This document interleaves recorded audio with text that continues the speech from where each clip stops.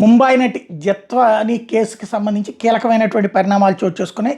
ఒకటి, ఆ కేసులో పోలీసు అధికారులైనటువంటి విశాల్ గున్ని, కాంతి రాణా టాటా వీళ్ళిద్దరితో పాటుగా సిఎస్ఆర్ ఆంజనేయులు ముగ్గురు, అడిషనల్ డీజీ ప్లస్ వీళ్ళిద్దరు కమిషనరు, డిప్యూటీ కమిషనర్, వీళ్ళ ముగ్గురు బెయిల్ పిటిషన్స్ వేసినటువంటి సమయంలో ముందు మిగతా ఇద్దరు ఏదైతే విశాల్ గున్ని కానీ లేకపోతే కమిషనర్ కాంతి రాణా టాటా అప్పుడు ఉన్నటువంటి ఆ ఇద్దరిని అయితే అరెస్ట్ చేయొద్దని ఇంతవరకు కోర్టు ఇది ఇచ్చింది.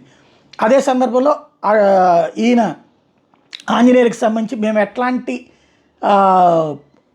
ఏది బెయిల్, ముందస్తు బెయిల్ కానీ అరెస్ట్ మీద స్టే కానీ ఇవ్వలేదు కదా, మరి ఎందుకు అరెస్ట్ చేయలేదు అన్నటువంటి విషయాన్ని ప్రశ్నించింది. నెంబర్ 1. నెంబర్ 2 వచ్చేటప్పటికి ఈ మొత్తం కేసు మీద తీర్పు వచ్చే నెల 7వ తారీఖు వాయిదా వేసింది. అంటే ఈ లోపుగా కావాలనుకుంటే అరెస్ట్ చేయొచ్చు.